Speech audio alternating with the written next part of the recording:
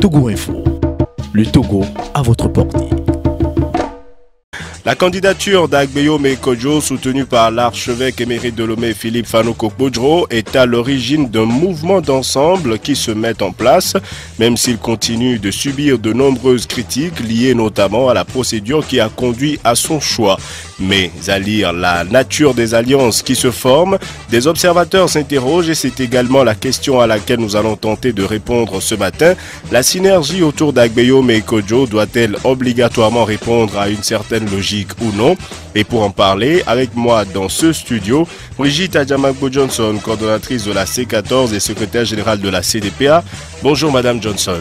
Bonjour Monsieur Afani. Ce débat se fera également avec vous auditeurs qui pouvez réagir dès maintenant via la page Facebook de Nana FM et dans une vingtaine de minutes par téléphone sur le 91 09 71 71 ou le 96 61 58 58. Avec Stan Teko à la mise en onde, je m'appelle Antoine Afanou. La synergie autour d'Agbeyo Mekodjo doit-elle obligatoirement répondre à une certaine logique politique? C'est le thème du jour. Bienvenue sur la plus belle dame de Lomé. Alors, certains en ont été étonnés, Brigitte Adjamagbo Johnson, vous voir avec Agbeyo Mekodjo dans le cadre de la prochaine présidentielle. Votre parti s'est expliqué dans un communiqué, mais quelles sont plus précisément les raisons qui expliquent ce choix de vous allier à Agbeyo Mekodjo? Merci beaucoup Monsieur Afanou et je voudrais, puisque c'est la première fois que je reviens dans ce studio ce début d'année, je voudrais en profiter pour présenter mes vœux les meilleurs à tous mes compatriotes togolais et répondre à votre question en disant la position de la CDPA ne devrait pas surprendre.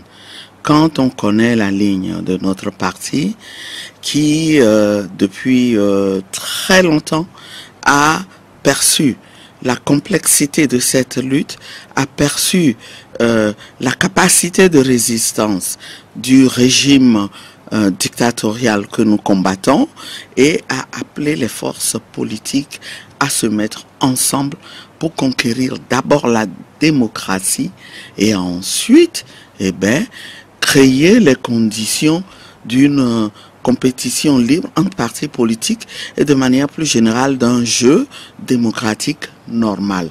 Donc, nous ne sommes pas encore en démocratie. Vous avez parlé de logique qui préside à ce choix.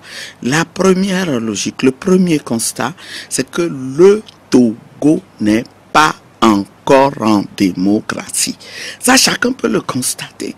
Tous les jours, aujourd'hui encore, quand vous avez affaire à un régime qui se croit au-dessus des lois, qui ne met en place des lois que pour les autres et pas pour lui, des lois uniques quand il en a envie, un régime qui use de tous les moyens, y compris la répression, qui n'hésite pas à tuer, à blesser, un régime qui ne respecte pas du tout les droits fondamentaux des Togolais.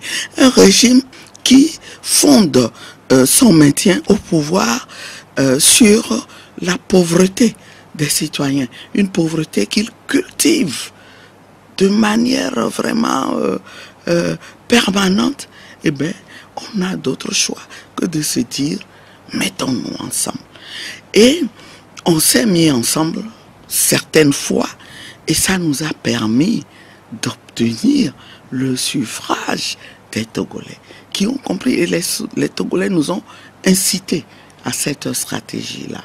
Mais il se fait que plus d'une fois, on a gagné les élections sans pouvoir obtenir le pouvoir. Alors, on est bien obligé de se poser la question de savoir comment faire autrement.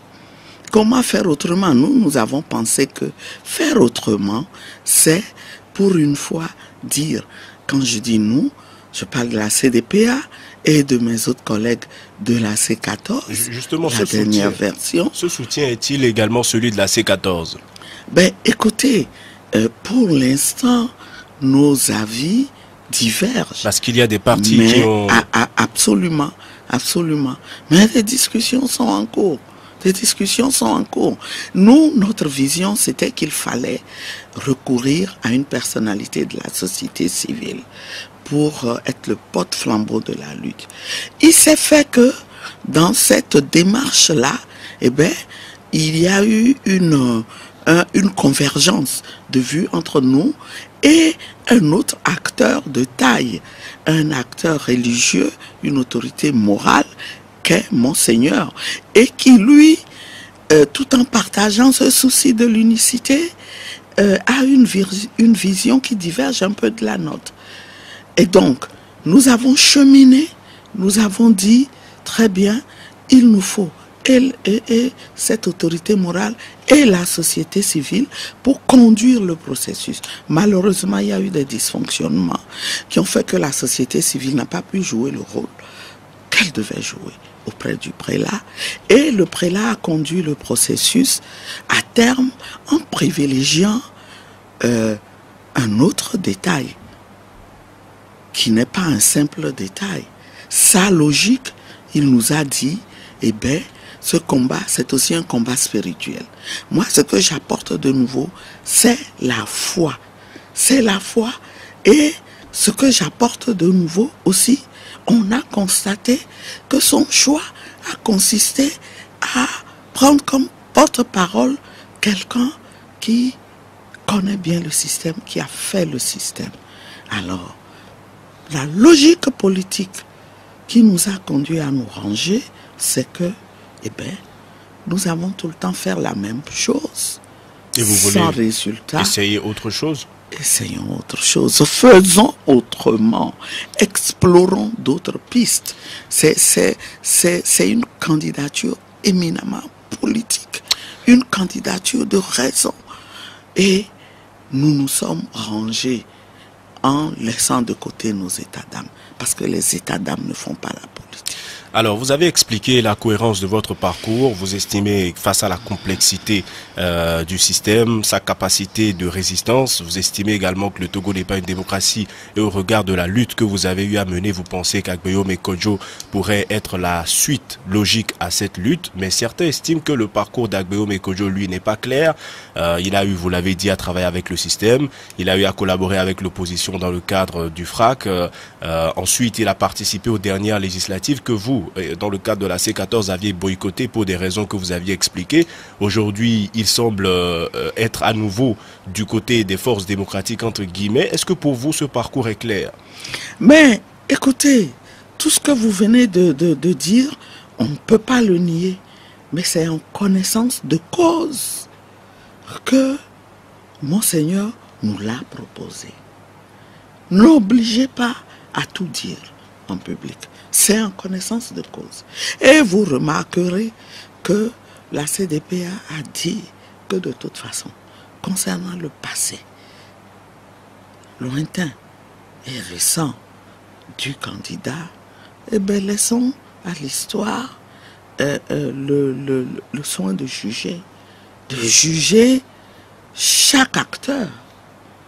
Vous ne craignez pas un retournement de veste de sa part, parce que c'est ce que craignent certains. Par contre, politiquement, c'est là où il nous faut des gages, c'est là où il nous faut mettre des balises, c'est là où il faut faire en sorte que cet engagement soit un engagement définitif. Et il y a eu des discussions avec le candidat. Et nous pensons que tout le monde a le droit à l'erreur. Nous avons tous le droit à l'erreur. Maintenant, avez-vous foi? Politiquement, il faut mettre des garde-fous. C'est tout. Avez-vous foi en la transparence du scrutin? Parce que les conditions ne sont pas fondamentalement différentes de ce qu'elles étaient en décembre. Par contre, cette question que vous évoquez, c'est un vrai défi. Bien malin. Celui qui pourrait dire... Ce scrutin-là, même si nous obtenions toutes les conditions de transparence, je vous assure que cette question devra être une préoccupation du début jusqu'à la fin du scrutin et jusqu'à la proclamation des résultats. Cela impose de mettre en place un mécanisme de vigilance, de contrôle et de surveillance des opérations de manière à ce que ce à quoi nous avons assisté par le passé ne puisse plus se reproduire. Cela suppose une ferme volonté de revendiquer la victoire du peuple. Cela a été fait aux échéances passées. Avec le peuple, bien entendu. L'ANC a marché durant des semaines pour réclamer sa victoire. Je suis désolé. Quand on fait les analyses objectives, il faut reconnaître que le talon d'Achille, l'un des talons d'Achille des forces démocratiques réside en cette faible capacité de revendication. Et il faut tirer le leçon des expériences passées. Et c'est ce que nous avons fait. Et c'est ce que nous avons fait. Et vous aurez remarqué que Monseigneur, dans ses interventions, a mentionné en ce qui concerne la vigilance, le contrôle et la surveillance du scrutin, mais cette préoccupation-là ne lui a pas échappé. Et il a fait des propositions. Il y a eu une suggestion que nous allons mettre en place et qui va consister en dehors des représentations du candidat à travers les membres du bureau de vote, à travers les délégués, eh bien, il y aura une mobilisation citoyenne dans chaque centre de vote pour appuyer les efforts que ces membres du bureau et délégués feront dans les bureaux de vote. Et si au final la CENI proclamait des résultats autres, comme le reproche lui en a été souvent fait? Vous savez, chacun sait que les Togolais sont fatigués de ce régime. Mais à chaque fois, les résultats sont les mêmes. Les Togolais veulent changer, veulent qu'on les gouverne autrement. N'en déplaise à ceux qui les utilisent comme du bétail.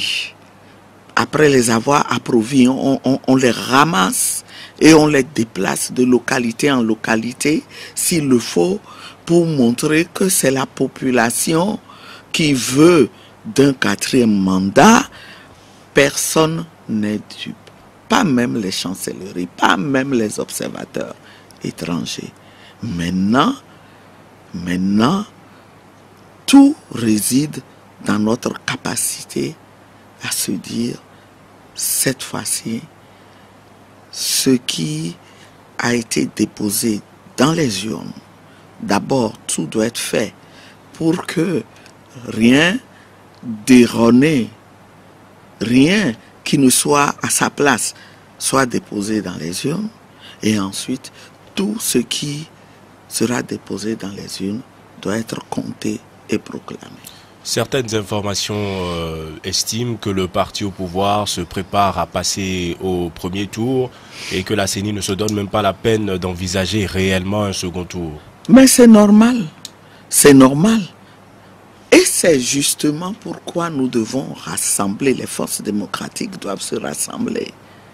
C'est pourquoi, malheureusement, mes compatriotes, heureusement qu'ils sont minoritaires, qui pensent que les 2 tours que le régime a fini par intégrer, malgré lui, dans la Constitution, dans les conditions que nous savons, mais ceux qui pensent que ces 2 tours vont jouer, honnêtement, il faut que je leur dise, je ne veux offenser personne, je n'ai l'habitude d'offenser personne, mais franchement, il faut qu'ils revoient leur manière de penser la chose. Ça veut dire que vous croyez aussi que le ça se régime jouera nous a prévenu, il n'y aura pas de 2e tour. il n'y en aura pas. Mais ils ne sont pas bêtes. À leur place, si je tiens à me maintenir au pouvoir, je ferai pareil. Alors, quel sera votre... J'éviterai qu'on se rassemble, qu'on se coalise contre moi. Que toutes les forces se coalisent contre moi au deuxième tour. Et donc, prenons la mesure des choses. Pour vous, la mobilisation doit jouons être les au deux premier tour. tours en un. Point final. On se mobilise pour jouer les deux tours en un. Et voilà. Face à ce risque et ce manque de transparence que vous admettez, certains préconisent que tous les candidats, à partir du moment où les dépôts de dossiers sont clos, que tous les candidats qui se revendiquent de l'opposition se retirent pour voir si Faure Gnassingbé organise une élection tout seul. Qu'en pensez-vous? Oui, sous d'autres cieux, en démocratie, ça pourrait marcher. Dans un pays démocratique, ça pourrait marcher. Mais justement, parce que nous sommes en démocratie, eh bien, nous ne sommes pas en démocratie, eh bien, si on utilise cette stratégie, le régime ne fera qu'applaudir. Il va applaudir. Il ira tout seul aux élections et il va se prévoir de la légalité dont il s'est prévalu tout le temps.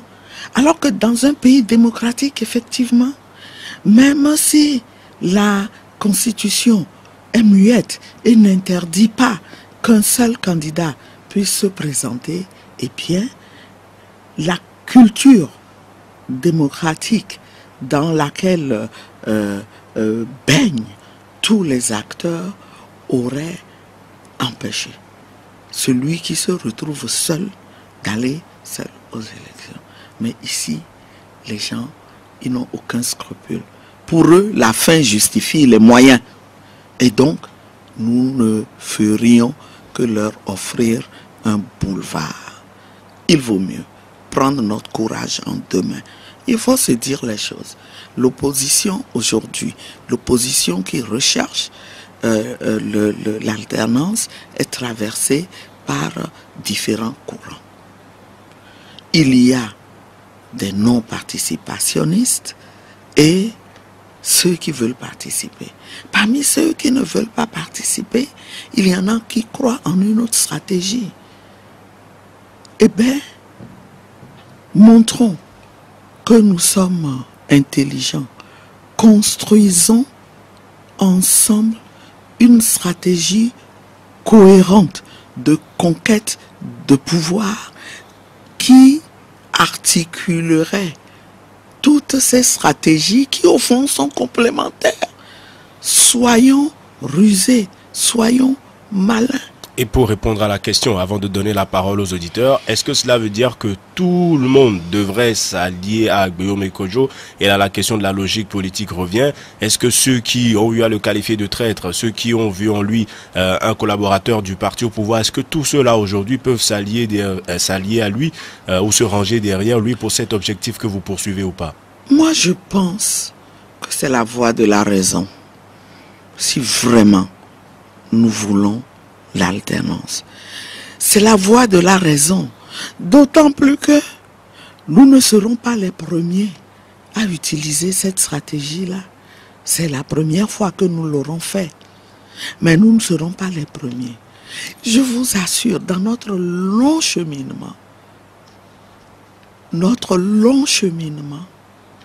c'est déjà une chance que les populations togolaises n'aient jamais baissé les bras. Ça, d'ailleurs, je ne vois pas comment il pourrait en être autrement. Parce que les aspirations que nous avons sont des aspirations légitimes. Ce sont des aspirations inhérentes même à la personne humaine.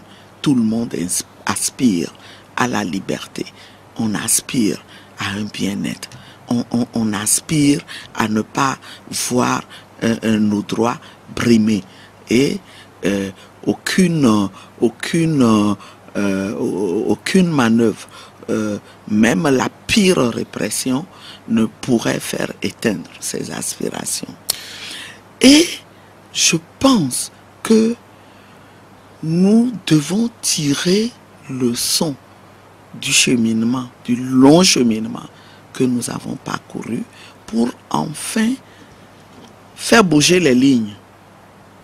On peut même considérer que ce sera une étape, si ce n'est pas encore l'alternance telle que nous la désirons, au sens de voir un acteur vraiment un démocrate, n'ayant jamais participé à la gestion du pouvoir, qui prend le pouvoir. Eh bien, ce sera une étape par laquelle nous passerons, parce que ce sera une transition vers laquelle nous irons pour préparer les choses, préparer la voie à ce que de nouvelles figures émergent et nous allons et gèrent. Bientôt évoquer vos rapports avec l'ANC de Jean-Pierre Fabre, mais avant nous ouvrons le standard, le 91 09 71 71 ou le 96 61 58 58.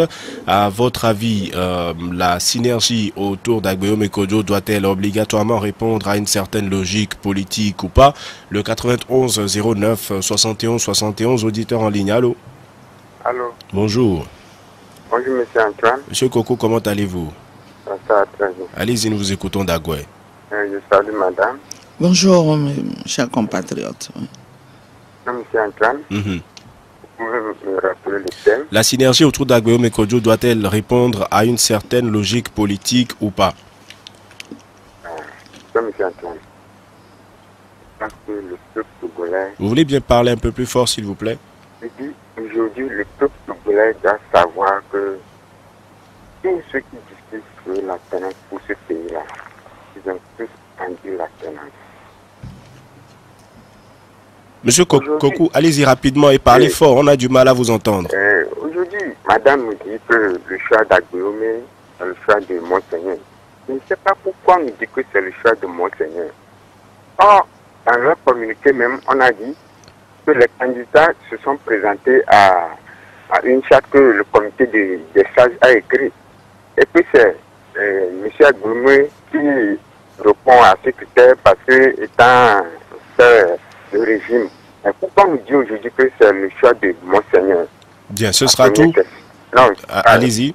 Et cependant, aujourd'hui, Madame Adjamagbo, je pense que c'est une femme qui connaît le droit. Tout ce que la législature présente fait aujourd'hui, on viole les textes.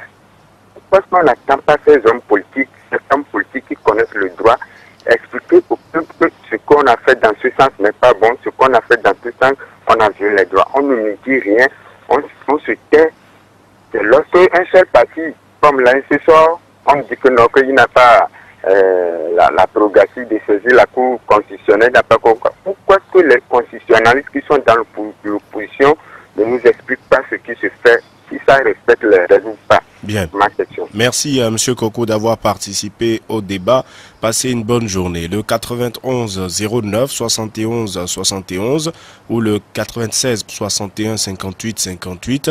À votre avis, la synergie autour d'Agbeyo Mekodjo doit-elle répondre à une certaine logique politique? Un autre auditeur en ligne, allô? Allô. Bonjour. Bonjour, mon directeur Afano. Monsieur Sibiti, comment allez-vous? Ça va. Bonjour, ma présidente.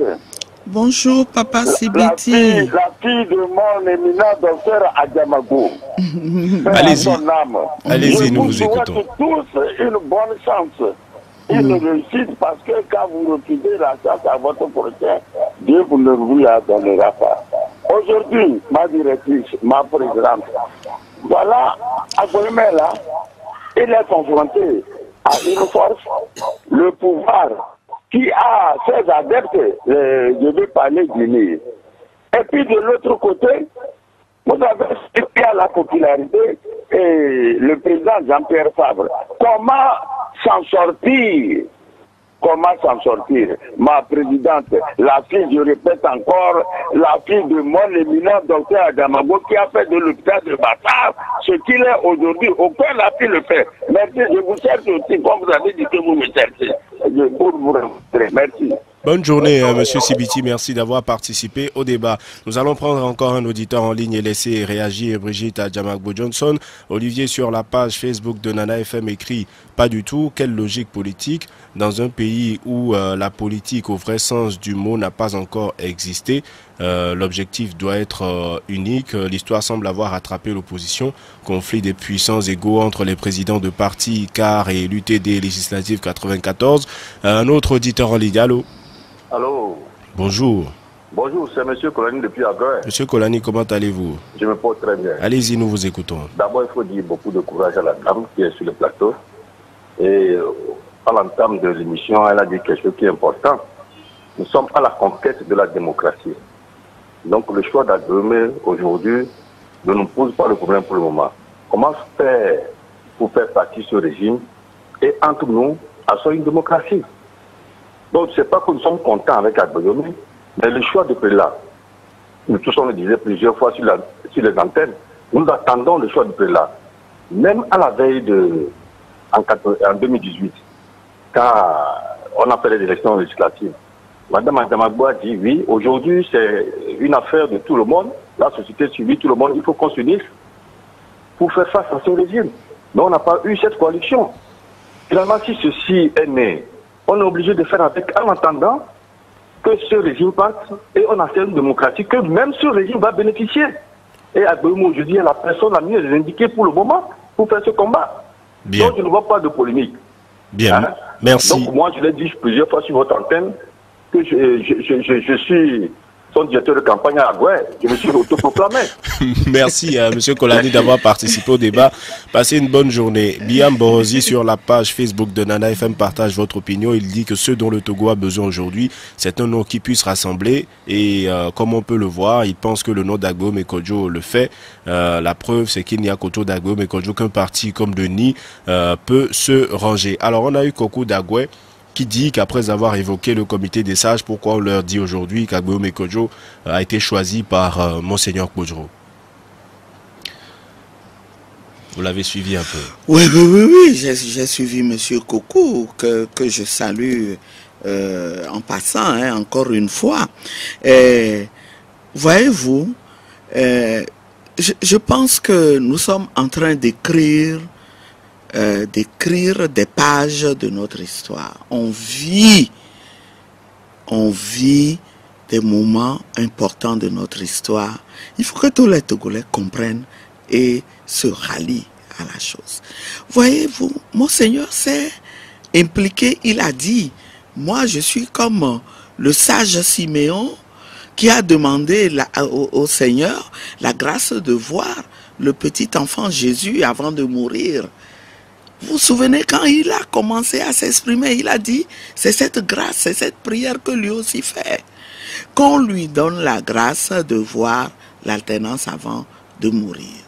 Et il travaille donc dans cette logique-là de foi.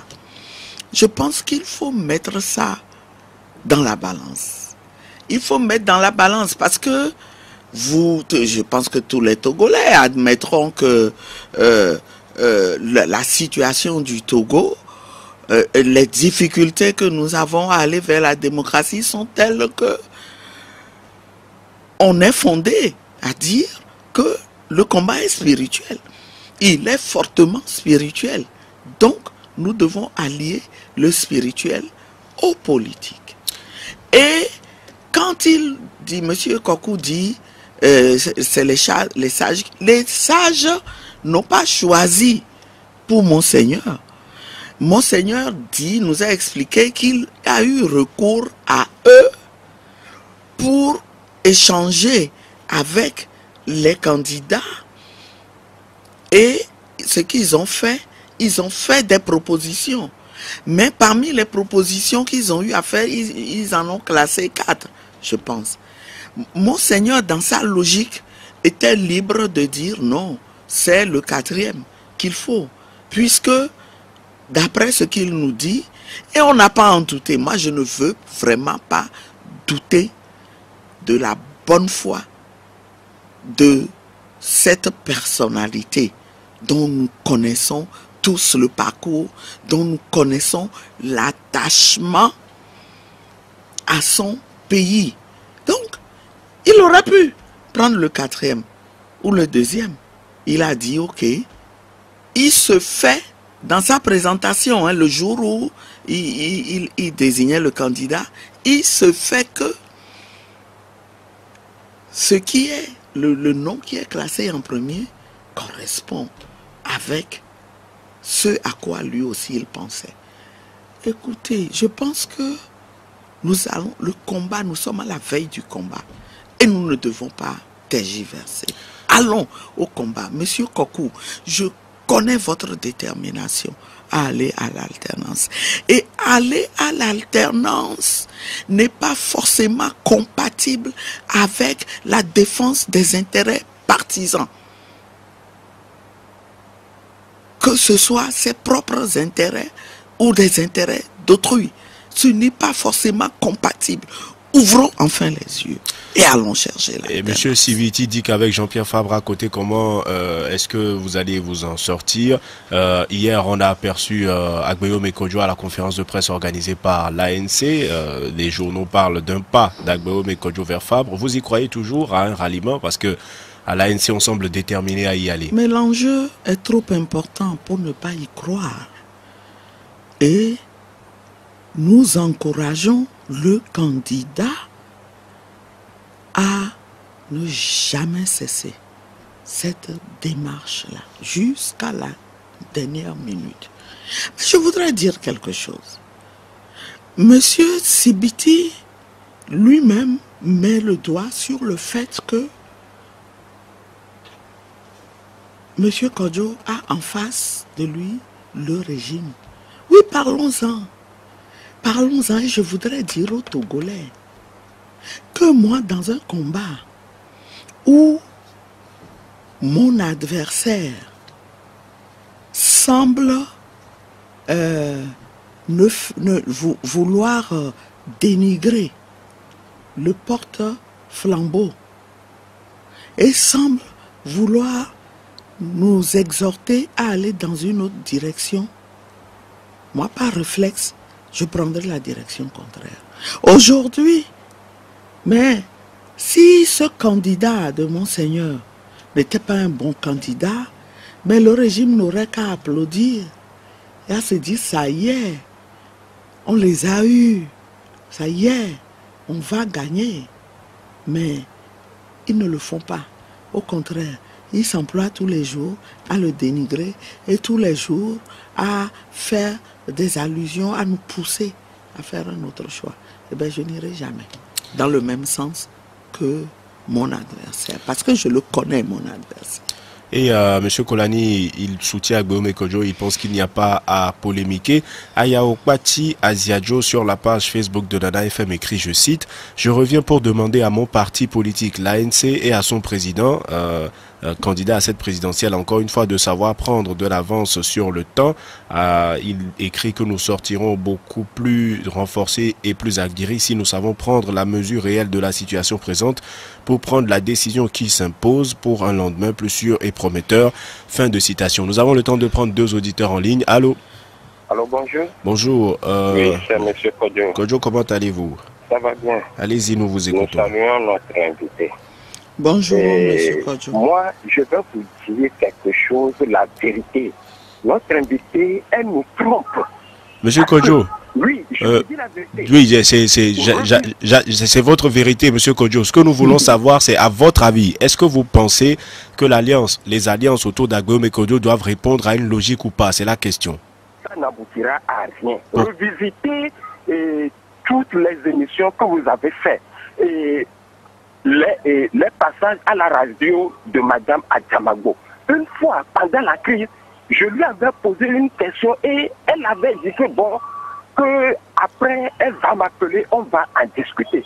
Tout ce qu'elle a dit, tout est faux. Il ne faut pas qu'elle nous trompe. Aujourd'hui, attendez. Je vous demande des explications. Quels sont les points de tromperie que vous identifiez? C'est pourquoi je vous dis, revisitez tous les passages que Mme Adjamagbo a passés dans votre émission pendant la crise et aujourd'hui. Alors, Monsieur Kodjo. On n'a pas beaucoup de temps. Oui, justement, c'est pour cela, Monsieur Kodjo. Je peux vous assurer que j'ai globalement en tête tout ce que Madame Adjamagbo affirme sur ce plateau et le contexte n'était pas le même. On parlait de législative, on parlait de local, on parlait de la C14, mais aujourd'hui il est question de présidentielle et de la personne d'Agbéo Mekodjo. Est-ce que vous pensez qu'il devrait qu'il y ait des alliances? Aujourd'hui, dans la C14, on veut manifester. Les organisations de la société civile veulent manifester. Ils n'arrivent pas. Qui ont soutenu cette loi? Monsieur Agboumé a fait partie. Maintenant, Monseigneur Kodjo nous avait dit que tous ceux qui sont à l'Assemblée, ce sont des députés nommés. Pendant la crise, Monsieur Maître Agboibo, qui est plus âgé que Monsieur Agboumé, a manifesté. Souvenez-vous, Alors, Monsieur Kodjo, vous l'avez dit vous-même, nous n'avons pas beaucoup de temps. Est-ce que c'est pour expliquer que pour vous, le choix d'Agbéo Mekodjo n'était pas le bon, en résumé? Moi, je ne peux pas le voter. Parce qu'il a eu à soutenir un certain nombre de choses, comme vous l'expliquez bien. Là, c'est clair. Merci, Monsieur Kodjo. Brigitte Adjamagbo Johnson vous répond dans quelques instants. Le temps de prendre un dernier auditeur en ligne, le 91 09 71 71. Allô? Oui, allô? Bonjour. Oui, c'est Samuel d'Avédi. Samuel, comment allez-vous? Oh, ça va bien. Allez-y, nous vous écoutons. Moi, ce qui me gêne chez les Togolais, je me pose la question de savoir, nous voulons la tenance ou bien on ne veut pas la tenance au pays. Moi, je vous assure que je ne comprends pas les Togolais, quoi. On cherche un pouls sur un crâne rasé. À chaque moment, quoi, Agbéo, mais il n'a pas le crâne rasé, hein, oui, c'est-à-dire, vous voyez, je ne veux pas, vous voyez ce que... Je sais, c'est une image, oui, allez-y. Dans le passé et autres, on veut la tenance ou bien on ne veut pas la tenance. Donc pour vous, il ne doit pas y avoir de conditions, tout le monde doit se rallier. Mais c'est normal. Bien. Merci, merci Samuel d'avoir participé au débat. Vous étiez le dernier auditeur que nous pouvions prendre ce matin. Alors avant Samuel, il y a eu Kodjo qui pense que Agbéo Mekodjo a soutenu la loi qui restreint la liberté de manifestation. Il a voulu donner d'autres exemples, mais malheureusement on n'en avait pas le temps. Vous avez compris, vous savez de quoi il parle. Oui, je voudrais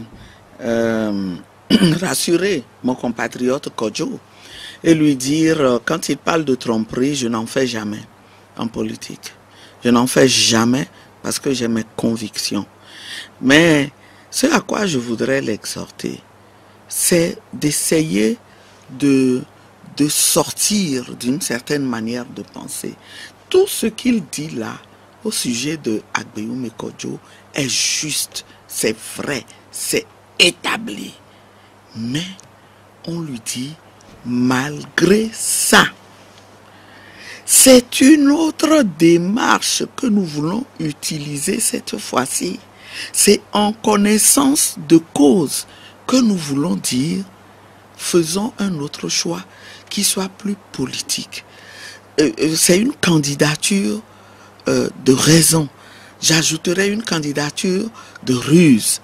Et je dis, ce n'est pas parce qu'on aura choisi M. Agbéo Mekodjo qu'on l'aura blanchi.